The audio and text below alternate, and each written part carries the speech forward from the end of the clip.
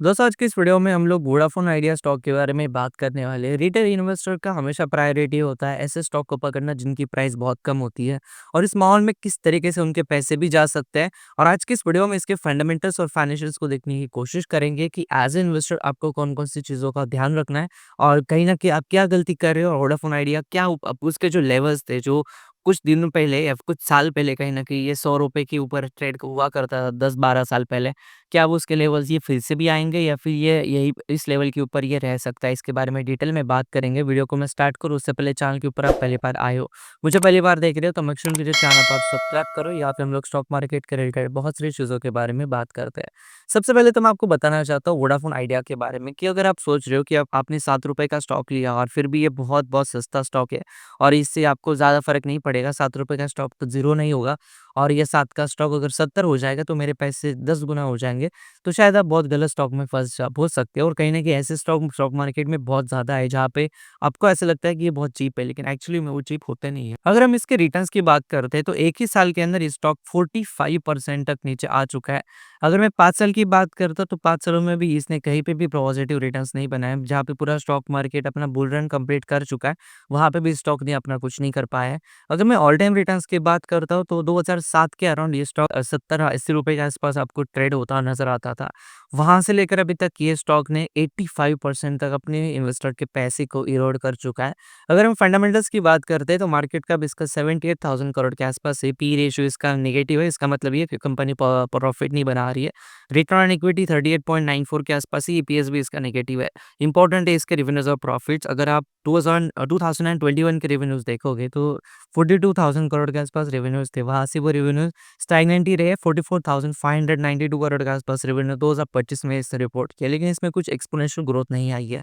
अगर मैं प्रॉफिट्स की बात करता तो 2021 में जहाँ पे 44,000 करोड़ के आसपास इसका लॉस था, वहाँ से वो लॉस कम होते-होते 27,000 करोड़ के आसपास है, लेकिन 27,000 करोड़ ये भी अमाउंट कोई छोटे अमाउंट नहीं है और यही रीज़न है कि स्टॉक आपको ₹7 के आसपास मिल रहा है।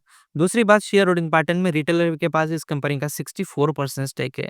प्रमोटर के पास 25% स्टेक है, एफआईज़ का इस कंपनी में 5.98% के आसपास स्टेक है और म्यूचुअल फंड का 3.88 और डीआईज़ का 0.28।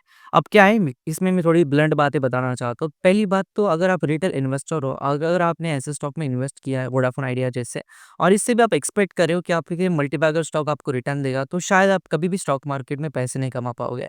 बिकॉज़ अगर आपने वोडाफोन आइडिया जैसे स्टॉक को चुना है, तो शायद आपका बेसिक्स ऑफ स्टॉक मार्केट में बहुत ज़्यादा गड़बड़ है।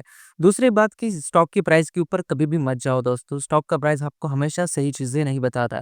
अभी स्टॉक का प्राइस हालाँकि ₹7 है, लेकिन अगर आप इसका मार्केट कैप देखोगे तो स्टिल अभी भी 78,000 करोड़ के आसपास है। इससे क्या पता चलता है दोस्तों कि इसका मार्केट कैप अगर यहाँ से 10,000 करोड़ भी होता है, तो यहाँ से ये स्टॉक ₹1 भी जा सकता है और अगर ऐसा कुछ होता है, तो आप सोच सकते हो कि आपके पैसे और ज़्यादा कितने कम हो सकते हैं। बिकॉज़ अगर आप ₹10 का स्टॉक ले रहे हो, अगर ये ₹10 का स्टॉक अगर ₹1 भी कम होता है, तो आपका 10% जो वेल्थ है, वो कम हो जाता है। इसमें रिस्क भी उतना ज़्यादा होता है और सबसे पहली बात कि ये जो वोडाफोन आइडिया स्टॉक है, ये अब गवर्नमेंट के ऊपर काफ़ी ज़्यादा डिपेंड कर रहा है आज की डेट में। उसके जो एजीएम ड्यूज़ हो रहे हैं पिछले कुछ सालों से, उसके लिए गवर्नमेंट के ऊपर काफ़ी ज़्यादा डिपेंडेंट है। दूसरी बात कि जियो आने के बाद वोडाफोन आइडिया का कुछ बचा नहीं है।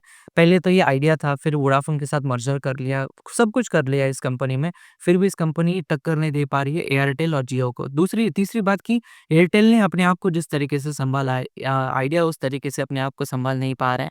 एयरटेल ने हालाँकि जियो के बावजूद भी, कॉम्पिटिशन के बावजूद भी, एडवर्स सिचुएशन आने के बावजूद भी एयरटेल ने अपनी प्रोग्रेस चालू रखी। आज की डेट में एयरटेल जियो के टक्कर में ही खड़ा है और बहुत ज़्यादा पॉसिबिलिटी भी लोग ऐसा बोलते हैं कि एयरटेल क्रॉस भी कर सकता है जियो को। बिकॉज़ जिस तरीके से सर्विसेज़ वो प्रोवाइड कर रहे हैं, जिस तरीके से अपने कस्टमर बेस बनाया हुआ है, बहुत ज़्यादा चांस है कि आने वाले दिनों में एयरटेल एक मेजर प्लेयर हो सकता है।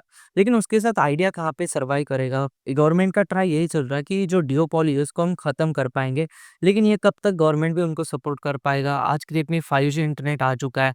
क्या आइडिया इतना मूव ऑन हो पाएगा अपने 3G इंटरनेट बेस से, क्या 5G के ऊपर आज आ पाएगा? आ पाएगा तो उसमें उसमें कितना सस्टेनेबिलिटी होगी, कितना ज़्यादा पावरफुल इंटरनेट कनेक्शन वो लोगों को प्रोवाइड कर पाएगा? इसमें सब कुछ सवाल है। और ऐसे सवालों के बीच में इनके सवालों के आंसर मिलना काफ़ी मुश्किल है बिकॉज़ इनके लॉसेस दिन-ब-दिन बढ़ते जा रहे हैं। इनके इंटरेस्ट पेमेंट ही इतने ज़्यादा हो गए कि इनका इंटरेस्ट पेमेंट देते-देते इनका प्रॉफ़िट खुद का कुछ बचेगा ही नहीं। तो इस माहौल में आपकी एज़ एन इन्वेस्टर पैसे कब बनेंगे, इसमें बहुत ही ज़्यादा अनसर्टेनिटी है। दूसरी बात, एक बात हमेशा ध्यान रखो दोस्तों कि स्टॉक मार्केट में बफेट जैसे स्टॉक रखे हुए 5,000 6,000 जितने भी स्टॉक रखे हुए हैं, इसमें से 4,000 मैंने बहुत सारे वीडियोस में कहा भी है कि इसमें से 4,900 स्टॉक तो ऐसे है जहाँ पे आपके रिटर्न्स कतई नहीं बनेंगे। उसमें से 100 स्टॉक ही ऐसे होंगे जहाँ पे आपके रिटर्न्स बनेंगे। लेकिन आप 100 में चुनने में भी इतना ज़्यादा कतराओगे, सिर्फ़ अगर आप प्राइस को देखकर ट्रेड करोगे, तो शायद आप स्टॉक मार्केट में कभी भी पैसे नहीं कमा पाओगे, बिकॉज़ स्टॉक मार्केट में हमेशा ऐसे जो छोटे स्टॉक होते हैं यही पैसे कमाते हैं।